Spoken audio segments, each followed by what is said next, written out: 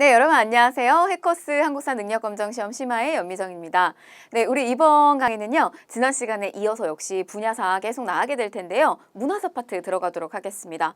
이 문화사 파트는 수험생분들이 좀 많이 부담이 되는 파트예요. 왜냐면 우리가 이제 정시사 파트는 그래도 좀 할만하다. 왜냐면 이게 이제 히스토리가 있거든요. 스토리가 있어서 이거를 연결하면서 하시면 되는데 문화사는 여러 가지 문화 유산이 뭐 암기해야 될 걸로 이렇게 부담이 크게 온다고 많이들 이야기를 하시더라고요. 근데 여러분, 우리 이 문화유산은요, 좀 이렇게 여러분들이 이 문화유산을 감상한다는 느낌으로 오셨으면 좋겠어요. 특히 한능검 같은 경우는 사진 자료도 굉장히 많이 나오고 그림도 많이 나옵니다. 그래서 그런 것들을 좀 이렇게 한 번씩 눈여겨보면서 우리나라에 이런 문화유산이 있구나, 좀 이렇게 감상하는 차원에서 하시는 것이 조금 여러분들이 즐겁게 가볍게 하실 수 있을 거예요.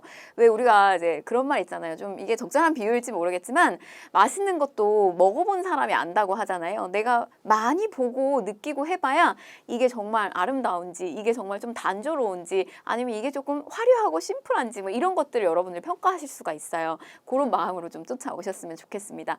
자, 그러면 우리가 이제 기출 주제 15부터 좀 들어가 보도록 할게요. 자, 고대의 고분 출발할 텐데요. 자, 이 고분을 무덤의 양식이라고 생각을 하시면 돼요. 근데 요게 이제 고구려, 백제, 신라가 조금 각각 다르게 보여집니다. 그래서 여러분들 요게 이제 조금 변화되는 양상을 먼저 좀 큰 개괄을 해드릴 텐데, 자, 우선 이 고구려 그리고 백제에서 초기 국가에서 보여지는 무덤의 양식이 있어요. 요렇게 관이 있으면 돌 무더기를 갖다가 이렇게 쌓아 올리는데요. 이게 형태가 계단식의 형태로 이루어져 있다. 그래서 이런 형태가 계단식 돌무지 무덤. 이렇게 빼곡하게 계단으로다가 계단식의 형태로다가 돌 무더기가 올라간 형태라고 보시면 되겠어요. 근데 이런 게 어디에서 보여지냐면 초기 고구려, 그다음에 초기 한성에 자리 잡을 때 이 초기 백제에서 보여지고요. 그 다음에 요게 이제 후기로 가게 되면 둘 다 굴식 돌방 무덤의 형태가 보여지더라. 말 그대로요. 이 굴식 돌방 무덤은 안에가 이렇게 방의 형태로다가 꾸려진 겁니다. 뭐 보통은 이 방의 형태가 방이 두 개가 있을 수도 있고요. 하나가 있을 수도 있는데요. 이렇게 이제 두 개를 좀 그려드리는데 안에가 이제 널방이고 앞방인데 여기에 이렇게 관이 들어가 있는 형태입니다. 그래서 이런 거 같은 경우는 이제 후기 고구려인데요. 주로 이제 황해도 지역 일대에서 이게 보여지기 때문에 이제 고구려의 후기인데 황해도 일대. 요 일대라고 보시면 되겠어요. 굴식 돌방. 물론 초기에 자리 잡은 요 만주 일대도 좀 지안 일대도 보여지기는 합니다. 그러나 요 일대 평양이나 황해도 일대에서 주로 보여지고요. 그 다음에 백제는 수도가 옮겨지잖아요. 그래서 초기에 한성의 자리를 잡고 나중에 웅진과 그 다음에 사비로 자리를 잡게 되는데 그때 보여지는 것이 굴식 돌방 무덤의 형태다. 자, 그런데 백제 같은 경우는 조금 특징적인 것이 있어요. 웅진과 사비의 굴식 돌방 무덤의 형태가 보여지는데 여기 웅진 지역에서 보여지는 요 안을 벽돌의 형태로다가 꾸며진 조금 독창적인 모습입니다. 독자적인 모습이에요. 벽돌 무덤의 형태가 보여지더라 라고 하는 거. 자, 그 다음에 신라. 근데 지금 여기에 신라가 빠졌잖아요. 그러면은 신라는 어떤 형태를 가지고 있는가? 여러분 우리가 건국신화에서도 보면 제가 이야기 드렸다시피 신라는 조금 폐쇄적이에요. 건국신화를 살펴보게 되면. 그래서 유이민 계통이 들어온 고구려나 백제하고는 좀 다르게 기존의 토착 세력들이 강한 성격을 가지고 있는 게 신라입니다. 근데 고분의 양식도 그래요. 똑같습니다. 고분도요. 돌무지 무덤이 아니라 이 신라 같은 경우는 이렇게 이제 껴묵거리가 있는 곳이 있고 뭐 이게 이제 죽은 자의 같은 부장품 같은 것들을 여기다가 모아놓는 곳이라고 생각하시면 되겠고요. 그 다음에 관이 있고요. 그 위에 이렇게 덧널을 하나 더 올립니다. 덧널. 그 다음에 이렇게 돌을 올리고요. 돌을 올리고 이 위에다가 이렇게 흙을 올려가지고 봉봉을 이렇게 쌓아 올리는 형태가 돌무지 덧널 무덤이라고 보시면 되겠어요. 돌 무더기가 올라갔고요. 그 다음에 덧널이 하나 더 올라갔다는 특징을 가지고 있어요. 그래서 이런 것들이 보여지는 게 초기 신라에서 보여지는 무덤의 양식이더라. 근데 얘도 마찬가지요. 요렇게 후기가 되면 신라가 이제 통일신라가 되면요. 통일신라를 직전과 조금 지엽적으로 들어가면 직전과 직후에 주로 이제 통일신라 시기 때는 어떤 모습이 보여지느냐? 요렇게 굴식 돌방의 무덤의 형태가 보여져요. 그래서 보통은 요렇게 사이즈가 작은 방 하나가 꾸려져 있는 요런 형태로 이제 들어가게 되는데 조금 통일신라의 특징 같은 경우는 주변에다가 이렇게 둘레돌을 깔아가지고 여기에 뭐 자축인묘 진사오미를 이렇게 그려놓는다든지 이런 모습들이 보여지는 게 신라의 특징이에요. 바로 이제 요게 기본적인 골격이라고 생각을 하시면 되겠습니다. 자, 근데 여기에서 여러분들이 하나 좀 보셔야 되는 게 있는데 그게 뭐냐면 바로 이런 굴식돌방 무덤이 갖고 있는 기본적인 특징은요. 여기가 안에가 이렇게 방으로 꾸려져 있단 말이죠. 그래서 이런 데에 뭐가 들어가냐면 벽화가 들어가더라. 이런 데에 뭐가 들어가냐면 벽화가 들어가더라. 자, 그런데 보세요. 만약에 돌무지 덧널무덤과 같은 데서 벽화가 나왔다 이런 얘기가 들어가면 틀린 이야기가 되는 거예요. 왜냐면 여기다가 덧널을 올린 다음에요. 실제로 이 돌무지 덧널무덤 같은 경우는 빼곡하게 돌과 흙으로 덮여져 있어요. 그래서 이거를 뭐 안에 이렇게 공간이 있다던가 그렇지가 않습니다. 그래서 여기에는 벽화가 나올 수가 없다는 거 이런 것들을 좀 중점적으로 보셨으면 좋겠어요. 얘는 벽화가 없다. 얘는 벽화가 특징적으로 보여지더라. 이런 것들 좀 보시면 되겠습니다. 자, 그러면 이제 한번 교재를 가지고 짚어보도록 할게요. 자, 먼저 첫 번째 보시면 고구려의 고분, 국내성식이죠. 국내성의 자리를 잡았을 때 이때 돌무지 무덤이라는 거예요. 돌을 정밀하게 쌓아 올린 고구려 초기의 무덤 형태고 요런 형태입니다. 장군총이에요. 주인이 누군지 정확하게 몰라요. 그런데 이제 장군급에 해당되는 사람의 무덤일 것이다. 고분일 것이다. 우리가 이렇게 추정을 하고 있습니다. 7층에 계단식 돌무지 무덤으로 들여쌓기, 계단식이죠. 들여쌓기 방식으로 활용됐고 주변에다가 호석 같은 요런 돌들이 둘려져 있고요. 그 다음에 이제 배총이라고 하는 건 뭐냐면 사실 뭐 여기 호석이 뭐니 배총이 뭐니 이런 것들 여러분들한테 물어보지는 않을 거예요. 근데 여기 이제 중심에 장군총이 있으면 뭐 주변에 뭐 왕비라든지 아니면은 뭐 첩이라든지 아니면은 신료라든지 이런 사람들의 무덤을 주변에다 이렇게 깔았어요. 그런 것들 이제 배총이라고 얘기를 합니다. 그래서 요 정도 보시면 되겠고, 자, 그 다음에 이제 평양시기로 넘어가게 되면 어떻게 된다고요? 굴식 돌방 무덤의 형태로 바뀐다고요. 그래서 지금 여기 뭐 그림으로도 있는데요. 쭉 널길을 따라서 가게 되면 앞방을 만나게 되고요. 이 이음길을 통해서 들어가게 되면 관이 있는 널방을 만나게 됩니다. 이게 바로 굴식 돌방 무덤의 형태예요. 특징이 뭐냐면 벽화가 그려져 있다는 거고요. 그다음에 모주림 천장 구조를 하고 있다라고 했는데 사이즈가 뭐 여러분들 이 고분 안을 실제로 우리가 저거 뭐 박물관이나 이런 데 가보면 우리가 체험할 수 있게 다 할 수 있는데 딱 들어가게 되면 공간이 확 이렇게 넓어지는 거예요. 방처럼. 근데 안에 이렇게 벽화가 그려져 있고요. 그 다음에 천장을 보게 되면 그냥 천장이 일자로 평평하게 들어가 있는 것이 아니라 천장 자체가 이렇게 모서리가 줄어 들어가는 이런 식의 모주림 천장 구조를 하고 있어요. 그러면 이게 뭐냐면 공간을 되게 웅장하게 보이는 이런 특징을 갖고 있습니다. 자, 뭐 이렇게 보시면 되겠고. 자, 평양시기의 굴식 돌방 무덤인데 벽화가 나온다고 했잖아요. 그러니까 요런 벽화들이 나오는 거예요. 뭐 대표적으로 무용총의 수렵도 사냥하는 장면이죠. 그리고 각저총의 씨름도와 같은 거 이런 것들은 굴식 돌방 무덤의 대표적 벽화라고 생각을 하시면 되겠어요. 자, 그 다음에 백제고분을 살펴보게 되면 한성식이 초창기에 자리 잡을 때 비슷합니다. 돌무지 무덤이고요. 우리가 석촌동 여러분들 이제 요 근처에 살고 계신 분들은 들어보신 적 있을 거예요. 우리 뭐 석촌역도 있고요. 저게 석촌호수가 있어요. 이게 어디냐면 글쎄요, 여러분들이 롯데월드 하시면 좀 잘 아실 수 있을 것 같은데 그 일대입니다. 근데 저게 요런 동네 이름이 붙인 이유가 뭐냐면 돌동네 이런 뜻이에요. 돌이 너무 많은 거예요. 저 주변에. 그리고 이런 고분도 있는데 보니까 저게 사이즈가 엄청나게 커요. 실제로 우리 아까 좀 전에 봤었던 장군총보다 사이즈가 큽니다. 그래서 저거 누구 무덤으로 추측을 하고 있냐면 근초고왕, 4세기 때 잘 나갔던 근초고왕의 무덤일 것이다 이렇게 추정 정도 하고 있어요. 자, 아무튼 이런 게 보이는데 비슷하더라. 고구려 초기의 돌무지 무덤 형태가 비슷하더라. 여러분 주몽하고 그다음에 온조의 설화 연결되잖아요. 주몽의 아들 온조잖아요. 이 연결되는 것처럼 마치 초기의 고분의 무덤 형태도 굉장히 비슷하게 닮아 있다는 게 특징이에요. 자, 그 다음에 이제 웅진 시기로 넘어가게 되면 벽돌 무덤의 형태가 보여집니다. 이거는 좀 백제만에 가지고 있었던 독특한 점인데 이거 우리나라에서 다른 데선 잘 보여지지 않아요. 근데 어디에서 보여지냐면 여기에서 보여집니다.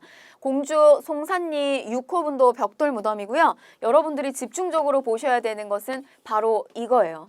백제의 최초의 주인이 누군지 정확하게 알 수 있는 무덤입니다. 그래서 무령왕릉 이렇게 붙은 거예요. 뭐 그냥 무용총, 뭐 장군총, 뭐 석천고분 이렇게 붙은 게 아니라 무령왕릉이에요. 그러니까 그만큼 굉장히 가치가 큰 고분이 되겠죠.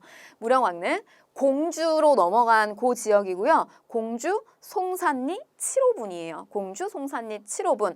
근데 이게 어디 거 영향을 받았냐? 중국 남주의 영향을 받았습니다. 이게 우리나라에 안 보이는데 중국 남주에 보여지는 양식하고 비슷한 거예요, 고분이. 그래서 우리가 여기서 알 수 있는 거는 뭐냐면 중국 남주하고 활발하게 교류를 했구나. 이런 것들 우리가 추측을 할 수가 있는 거죠. 그래서 이렇게 무령왕과 왕비의 합작 무덤이고요. 금관, 이거 열고 나서 학계에서 엄청나게 진짜 보물 창고라도 연 것처럼 굉장히 기뻐했어요. 금관이나 귀고리, 석수 등과 같은 많은 껴묵거리와 무덤의 주인을 알 수 있는 묘지석까지 출토가 되었다. 여기에 있는 보물은 지금 뭐 개수가 몇 개인지를 아직도 세고 있다고 합니다. 그러니까 그 정도로 굉장히 많이 나오고 있고요. 자, 그래서 보시면 이게 이제 무령왕릉 사진이고 실제 여러분들 이 한능건 같은 경우는 사진이나 자료가 굉장히 많이 출제가 되기 때문에 이런 무령왕릉과 관련된 사진 눈여겨서 한번 보시고요. 요게 벽돌 무덤입니다. 안을 이렇게 벽돌의 형태로다가 꾸린 거고 그 위에 봉분을 만든 이제 무덤이라고 보시면 되겠어요. 자, 뭐 요것도 아주 잘 나오는 기출 자료인데요. 보시면 영동대장군에 좀 눈여겨보세요. 저거는 중국으로부터 자기를 받은 겁니다. 그래서 저 무령왕을 가리키는 표현이고요. 영동대장군 백제 사마왕 이러면은 무령왕 얘기하는 거예요. 나이가 62세 되는 개묘년 임진일에 7일에 돌아가셨다. 그래서 쭉 이와 같이 기록을 한다라고 하는 건데 이게 발견이 돼가지고 주인이 누군지 명확하게 알 수 있게 된 겁니다. 그래서 여기에 보면 막 돈꾸러미도 올려져 있고 그랬어요. 이거 뭐냐면은 토지신한테 이 땅에다가 무령왕을 이렇게 모시고 하는데 토지신에게 이렇게 돈꾸러미를 올려놓는 약간의 어떤 도교적 성향을 가지고 있기도 해요. 자, 아무튼 이렇게 이제 보시면 되겠고요.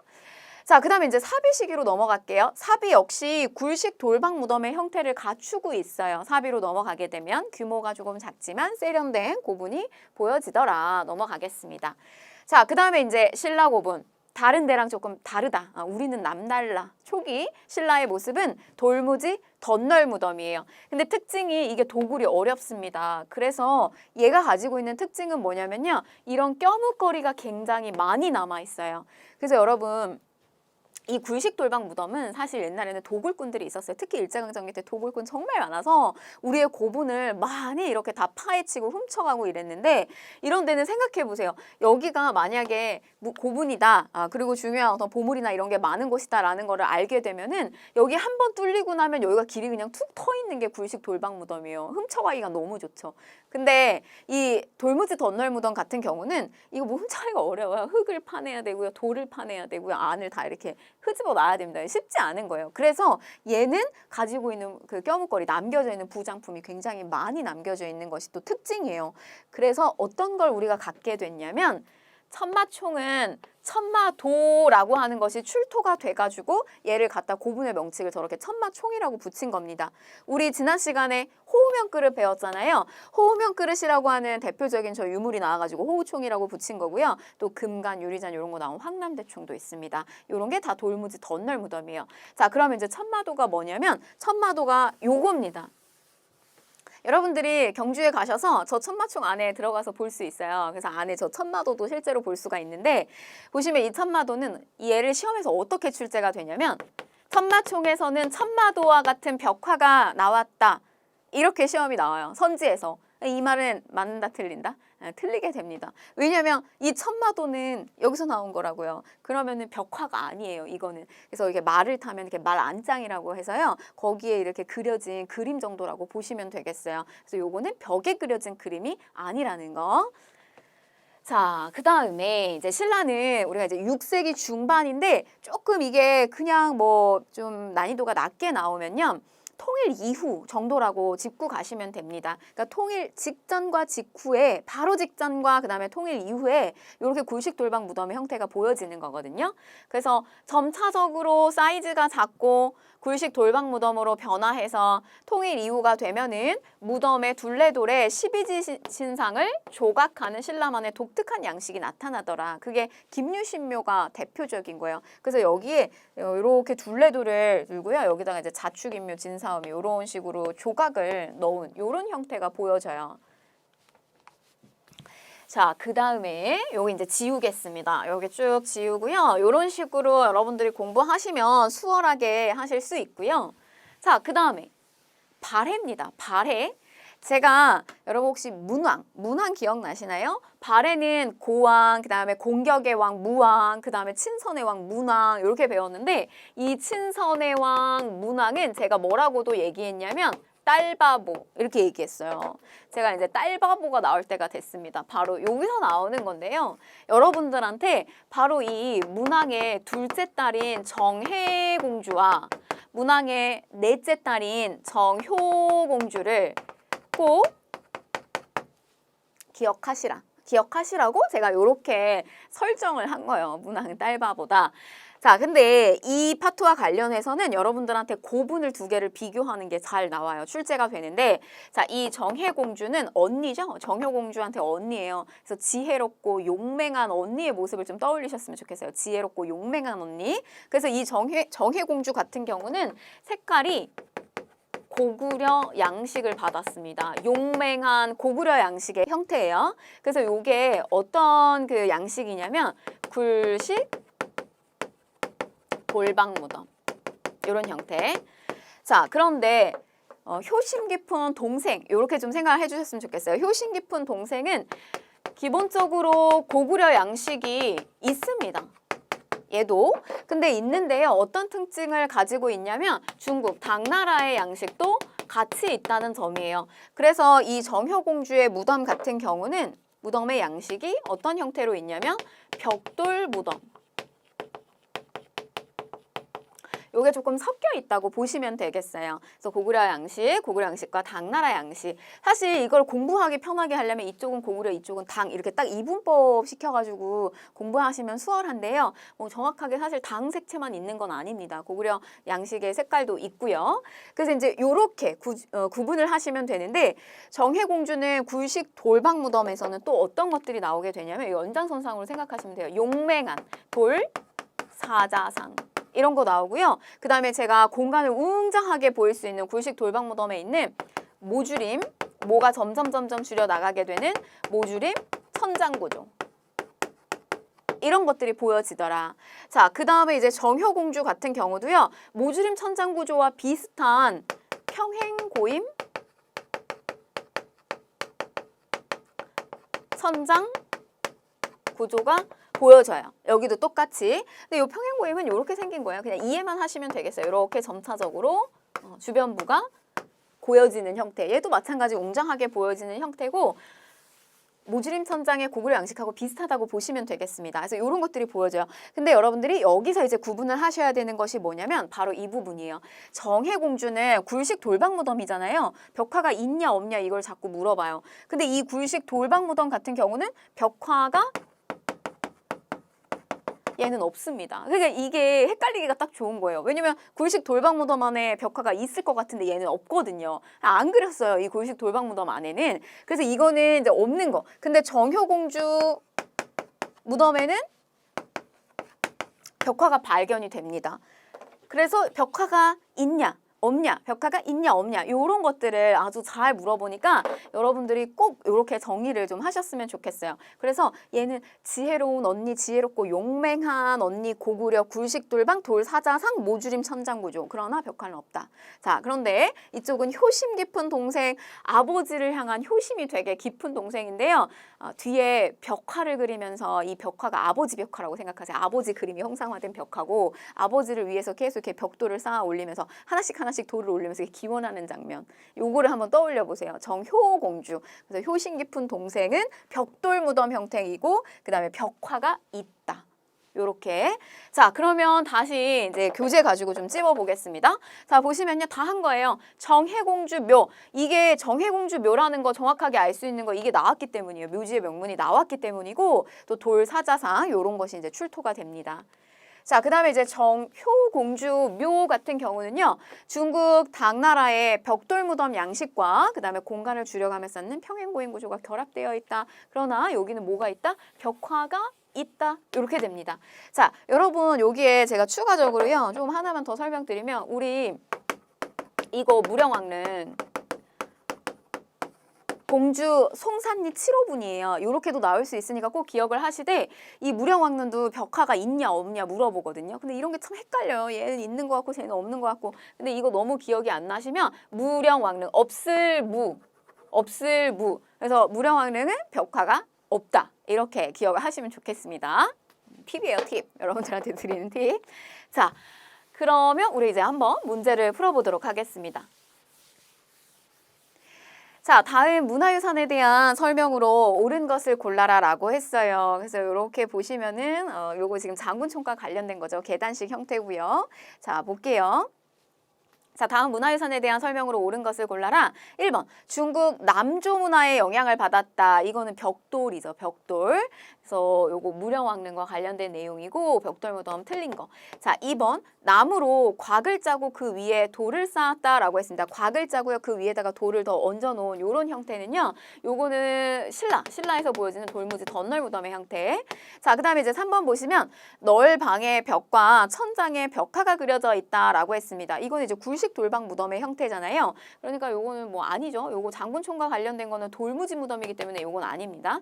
자, 4번 보시면 도굴이 어려운 구조로 많은 껴묵거리가 출토되었다라고 했는데 요거는 껴묵거리가 많이 출토된 거, 특히 이제 돌무지 덧널 무덤 같은 경우가 이런 케이스에 해당이 되고요. 자, 5번. 서울 석촌동 돌이 많은 동네, 석촌동에 있는 계단식 돌무지 무덤과 양식이 유사하더라. 이게 정답이 되겠습니다. 5번. 자, 다음 기출주제 16으로 넘어가서요. 고대 문화유산을 좀 살펴보도록 하겠습니다. 자, 문화유산 하나씩 사진 보면서 감상하는 마음으로 좀 쫓아오셨으면 좋겠어요. 자, 보실게요. 먼저 탑입니다. 백제와 통일 이전 신라의 탑인데 먼저 익산 미륵사지 석탑, 이거 되게 유명한 탑이에요.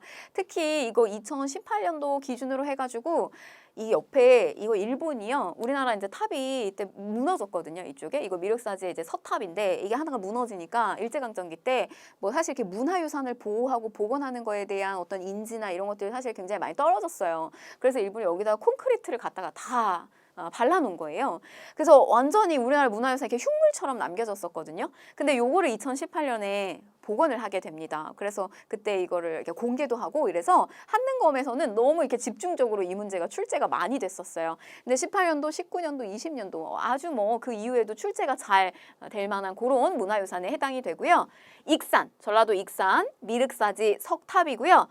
우리가 탑 만들 때 여러분, 탑을 만들 때 탑 만들기가 제일 좋은 재료가 뭘까요? 이게 제일 좋은 재료예요. 나무로 만드는 거. 이게 사실 만들기가 가장 쉽잖아요. 나무를 잘라가지고. 그 다음에 뭐로 가냐면 돌로 만드는 거예요. 석탑. 중국 같은 경우는 흙이 많이 나오기 때문에 흙을 이렇게 압축시켜가지고 만드는 벽돌탑이 많았던 거예요. 중국 같은 경우는. 우리는 이제 이렇게 석탑인데 보시면 지금 양식이 목탑을 만들고 그 다음에 석탑으로 가는 어떤 요 시간의 흐름이 있는데 지금 이 탑 같은 경우는 목탑의 구조로 만들어진 석탑입니다. 석탑이에요. 양식이 얘는 어쨌든 재료는 석탑인데 양식이 나무 목탑을 만들 때 양식하고 비슷해요. 보통 이제 목탑 같은 경우는 안에 공간을 넓혀서 이렇게 통하는 구조를 만든다던가 뭐 그런 형태를 얘도 갖추고 있습니다. 그래서 목탑의 구조로 만들어진 백제에서 가장 오래된 석탑. 목탑에서 석탑으로 가는 과도기에 있는 탑, 뭐 이렇게 설명하기도 해요.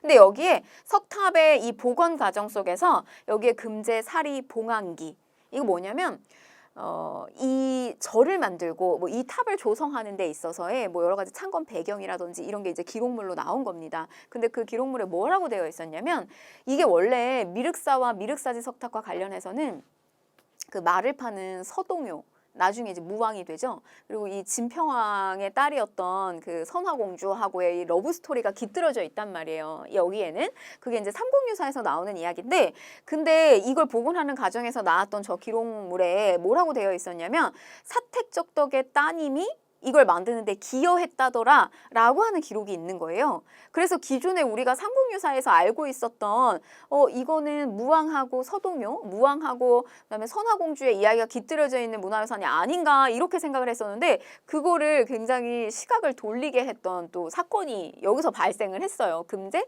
사리봉황리가 발견하면서. 그래서 이제 그것과 관련된 이야기, 뭐 사택적덕의 따님이 기여를 했다더라 라고 하는 이런 내용이 나오면 그것도 요거 얘기하는 겁니다. 익산 미륵사지 석탑. 자, 넘어갈게요. 자, 그 다음에 부여 정림사지 5층 석탑이에요. 정림사지 5층 석탑인데 요거는 별명이 있어요. 이거는 소정방, 당나라 장수 소정방이거든요. 소정방 평제탑이라고 하는 별명을 가지고 있어요. 그거 뭐냐면 요 탑 신부에 이 백제를 평정했다라고 하는 기록이 남겨져 있는 거예요. 그래서 학자들이 이거는 뭐 소정방이 와가지고 만들어내느니 아니면은 원래 백제의 기술력으로 만든 것을 소정방이 와서 거기다 글귀만 새긴 거다. 근데 후자에 좀 무게가 실리고요. 그래서 이거는 당나라 장수 소정방이 자신의 공적을 새겨서 평제한 탑이다. 백제를 평정하고 만든 탑이다. 그런 별명을 가지고 있는 탑입니다. 부여 정림사지 5층 석탑이에요. 5층 석탑.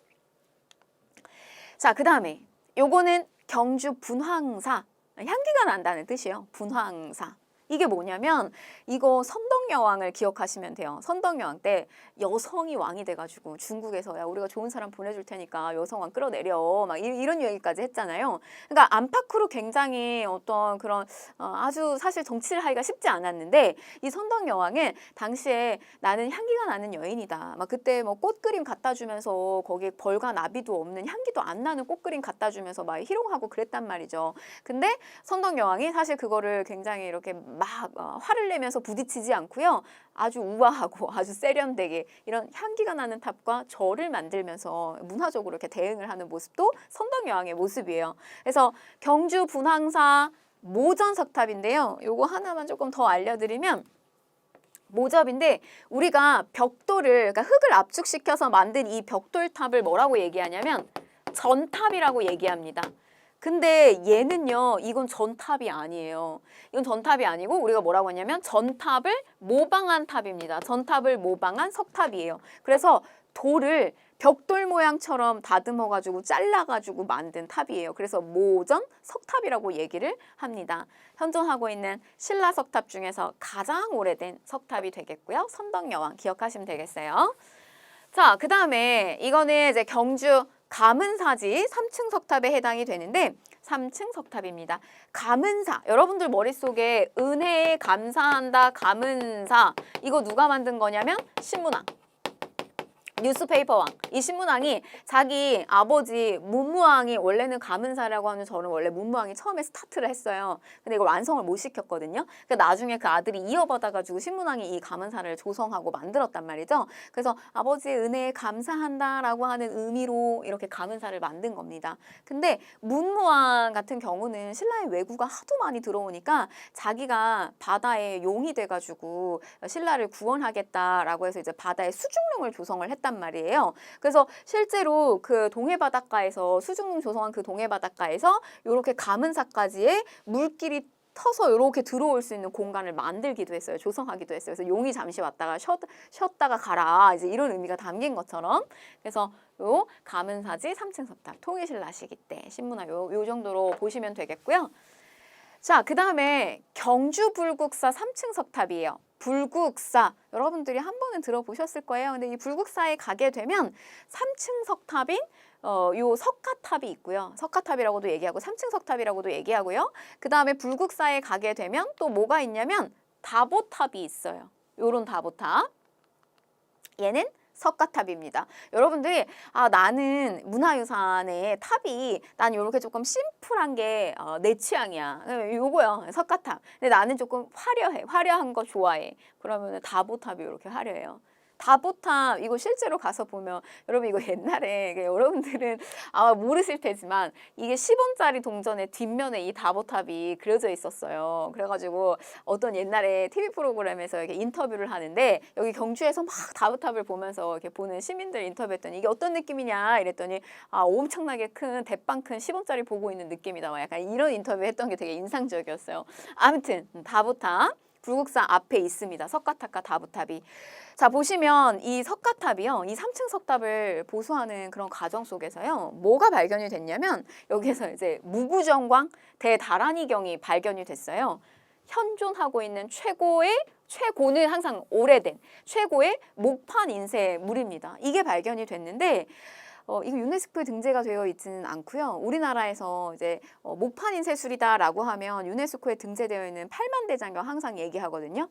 얘는 조금 논란의 여지가 있어요. 이거 우리의 역사나 문화유산을 탐내는 두 나라가 있잖아요. 일본 아니면 이제 중국에서 저걸 자꾸 탐을 내는데 이거는 니네 나라에서 만든 그 목판 인쇄술이 아니다. 이거 중국에서 만들었다라고 하면서 실제로 중국에서는 이 무구정광 대다란이경을 그대로 이렇게 거의 뭐 완전히 이렇게 복사를 시켜가지고 이거 자기네 문화유산이다라고 하면서 막 전시하기도 하고 그래요. 그래서 조금 논란의 여지가 있습니다. 우리는 반박할 게 뭐 되게 많이 있어요. 이때 썼던 종이나 뭐 먹이라든지 반박할 뭐 사례들이 있지만 여러분들이 거기까지 들어가실 필요는 없겠고요. 아무튼 현존하고 있는 최고 오래된 목판 인쇄술이고 세계에서도 가장 앞서요. 이게.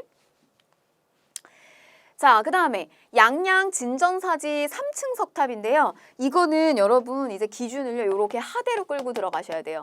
통일신라 상대, 중대, 하대로 끌고 들어가셔야 되는데 이게 탑신부, 그러니까 탑의 몸을 얘기하는 거거든요. 이 탑의 몸에 이렇게 부조가 그려져 있어요. 이렇게 불상이라든지 이런 것들이 그려져 있다는 것이 하대로 들어오면 특징입니다. 그러니까 통일기, 우리가 안정기를 누리고 있는 이 중대에 가지고 있는 특징은요. 3층으로 이루어져 있는 아주 균형 감각 있고 세련된 이런 모습이 보여지고요. 하대에는 이렇게 양양 진전사지 3층 석탑처럼 탑신 몸에 이렇게 부조가 이루어져 있는 모습도 보여지더라.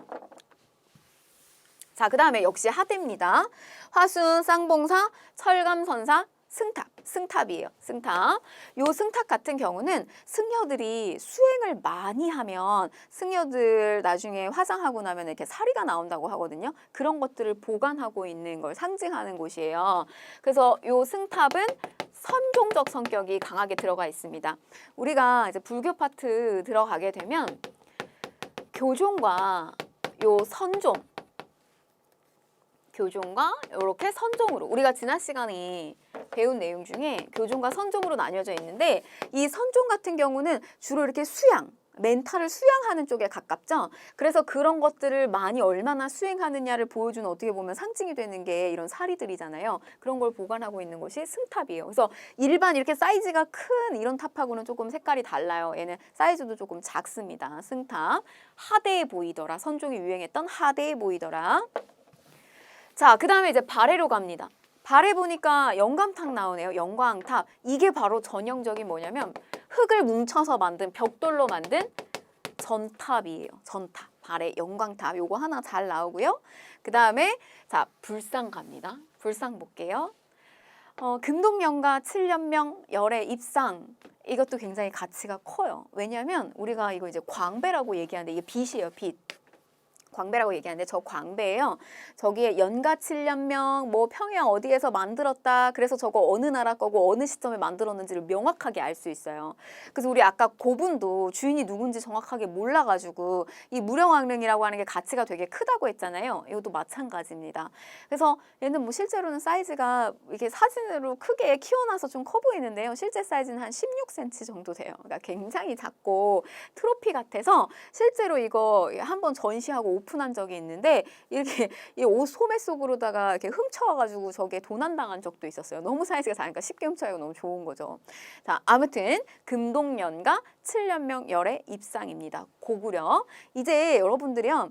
이게 한번 보고 이런 특징도 가지고 있구나. 그리고 그동안에 한 번도 눈여겨서 보지 않았는데 제가 이런 이야기를 하면서 여기에서 이제 조금 흥미가 생기면 나중에 여러분들이 이제 보이는 게 많아질 거예요. 그래서 관심 있게 여러분들이 찾아보기도 하고 책도 보고 할 겁니다. 그래서 저는 그냥 흥미를 이렇게 불러일으키는 정도의 역할을 하죠. 이거 지금 뭐 얘기해 드릴 거 굉장히 많지만 많이 이렇게 끊어내고 있다고 생각하시면 되겠어요.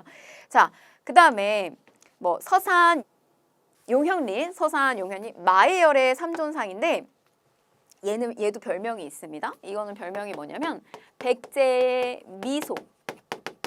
여러분들 교재에선 조금 더 자세하게 보일 거예요.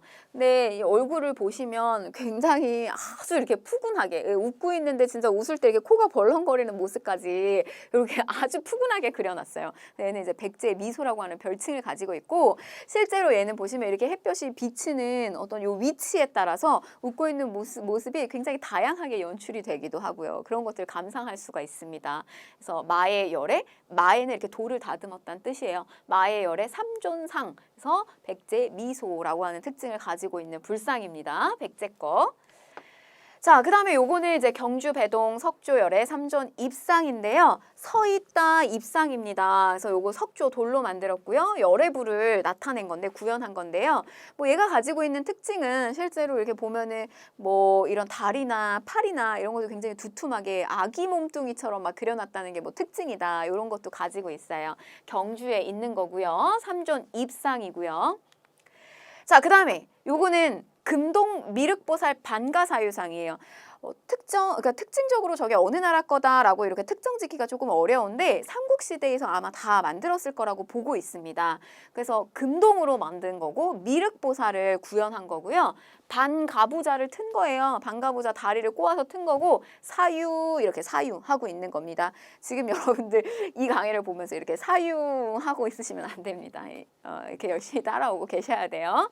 자, 반가 사유상 이거 너무 아름다워가지고요. 일본이 이거 그대로 똑같이 따라하고 이런 모습들도 보여줘요. 그래서 우리께 많이 일본으로 전파하기도 했다는 거. 자, 그 다음에 요거는 석굴암 본전불. 석굴암 본전불입니다. 통일신라 거. 아주 균형 감각 있고요. 안정감을 주고 있는 불상이에요. 본전불인데 이게 여러분들 이제 가서 보신 분들도 있고 하겠지만 정말 요 수치가요. 이 시대의 통일신라 사람들은 수학을 알았을 것이다 라고 우리가 볼 수 있을 정도로 이런 어떤 사이즈나 수치가 정말 정확하게 비율이 딱 떨어진다 그래요.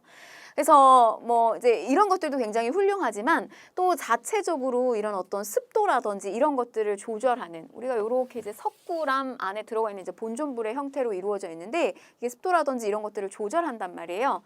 근데 이거를 일본에서 우리나라 국권 피탈 막 겪고 있을 때 토암산일 때 이렇게 지나가다가 이걸 발견한 거예요. 석굴암 본전불을. 근데 딱 보니까 자기네 나라에서는 보지 못했던 아주 균형 감각 넘치는 불상인 거죠.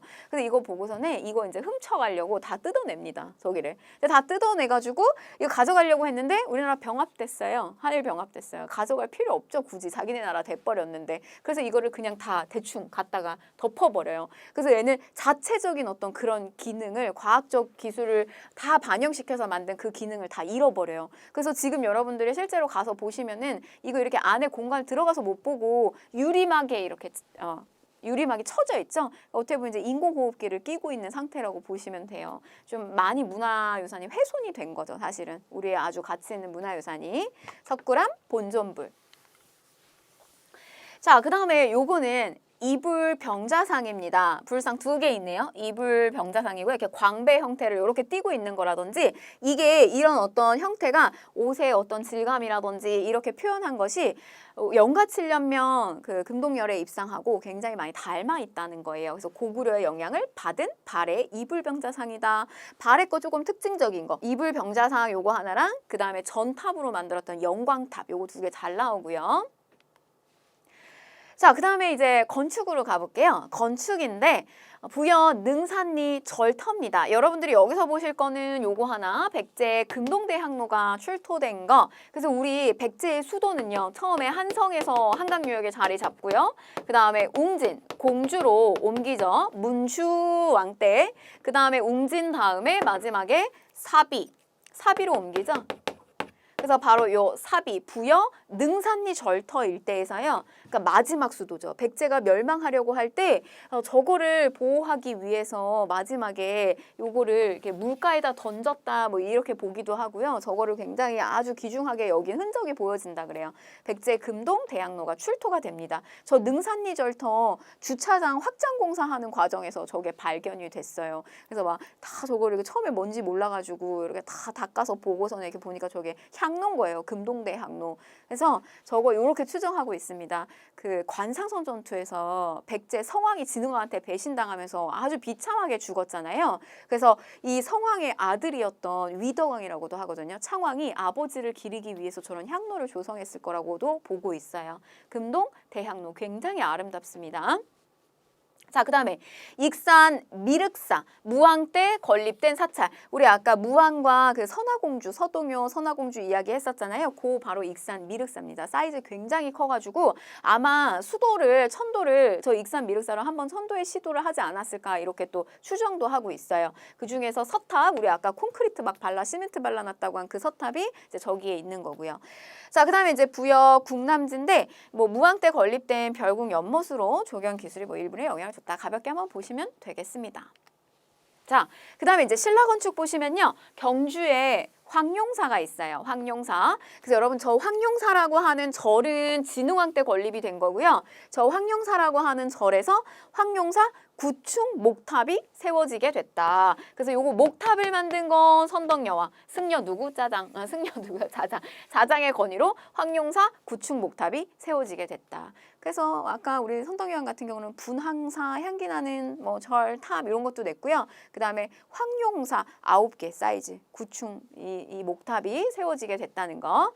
경주 분황사, 그 다음에 뭐 승려 의상이 건립한 양양 낙산사가 있는데요. 영주의 부석사, 선묘설화 이런 거 좀 잘 기억하셨으면 좋겠고요.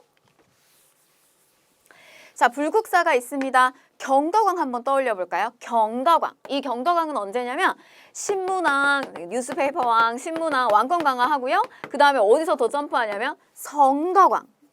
덕이 성스러운 성덕왕. 그 다음에 여기서 이제 떨어지죠? 경덕왕. 이렇게 떨어집니다. 경덕왕 이렇게 떨어지는 거. 그래서 이 경덕왕 때 김대성의 발언으로 건립된 사찰로 유네스코 세계문화유산에 등재가 되어 있었다. 그래서 이 불국사 김대성 설화 이야기 뭐 나올 수 있는데 김대성이라고 하는 인물이 자신의 이제 전생의 부모를 위해서는 우리 그 아까 석굴암 같은 거 이런 거 조성을 했고 또 현세의 부모를 위해서는 불국사를 조성했다. 이런 이야기가 담겨져 있어요. 유네스코 세계 문화유산에 등재되어 있다. 불국사 앞에 뭐가 있냐면 우리 아까 다보탑하고 그다음에 석가탑 요게 두 탑이 있는 거고요. 자, 그다음에 이제 경주의 동궁과 월지인데요. 신라의 별궁인 동궁이 있다. 여러분 동궁은 우리 해가 어디에서 뜨죠? 해가 동쪽에서 뜨잖아요. 이게 동궁이 뭐냐면 태자가 있는 곳이에요. 왕 다음의 자리를 왕위를 계승할 사람. 그래서 여기 이제 동쪽에 해는 동쪽에서 뜨니까 그 다음 자리를 계승할 사람이 머물러 있는 곳입니다. 뭐 이런 동궁도 있고요. 그 다음에 월지. 여러분들한테는 안압지라고 좀 많이 알려져 있는 곳이에요. 이게 조선시대 가서 저 월지라고 하는 인공 연못이 이제 너무 이렇게 관리가 좀 소홀히 되고 이러니까 오리압. 오리들만 지나다니고 조금 소홀히 하게 되는 어떤 그런 연못이 돼버렸어요. 뭐 우리 사진이나 그다음에 관광지로 많이 보여지고 야경이 엄청나게 아름다운 그런 곳이죠. 안압지. 귀족들의 놀이도구인 14면체 나무주사위가 출토가 되었다. 저런데 안압지 다 파보니까 저기서 나무주사위 나온 거예요. 근데 왜 우리 그런 거 있잖아요. 늦게 온 사람 뭐 세 잔 마시기, 후레자 세 잔 마시기 막 이런 거 있죠. 이런 거 여기 다 써 있어요. 제가 지어낸 이야기가 아니라 진짜로 써 있습니다. 그래서 귀족들도 이때 당시에 막 술 마시고 이런 거 하면서 이렇게 놀이를 했던 것을 또 보여주는 뭐 대표적인 뭐 유물이라고 할 수가 있겠죠. 자, 그러면 문제 한번 보실게요. 자, 가에 들어갈 문화유산으로 옳은 것을 골라라 라고 했습니다. 자, 삼국시대의 탑인데요. 현재 남아있는 신라석 탑 중에서 가장 오래된 거고, 자 보세요. 돌을 벽돌의 형태로다가 모양으로 다듬어 쌓았다. 선덕여왕 시기 때 건립된 거다. 이렇게 얘기하네요. 그러면은 모방한 탑이다. 전탑을 모방한 탑이네요. 뭐죠? 향기가 나는 탑, 분황사, 모전, 석탑. 이렇게 가시면 되겠습니다. 자, 1번 보시면 영광탑, 이거 발의 영광탑이고요. 이렇게 사진만 나와서 여러분들 좀 익숙하기가 어려울 수 있어요. 사진을 한번 좀 잘 들여다보시고, 자, 그 다음에 2번 같은 경우는 요거는 정림사지 5층 석탑이에요. 소정방의 평제탑이다 이렇게 불렀던. 그 다음에 요거는 잘 많이 나오지는 않습니다. 안동에 있는 법흥사지 7층 전탑이고요.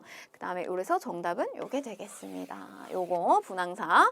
자, 그 다음에 요거는 제가 10원짜리 대빵 크게 보이더라. 이거는 다보탑에 해당되죠. 불국사의 다보탑 이렇게 보시면 되겠습니다. 자, 우리 이제 이렇게 문화사 뭐 여러분들 재밌게 느끼시면서 감상하면서 이렇게 공부하셨으면 좋겠고, 다음 강의 주제 고려시대로 들어가도록 하겠습니다.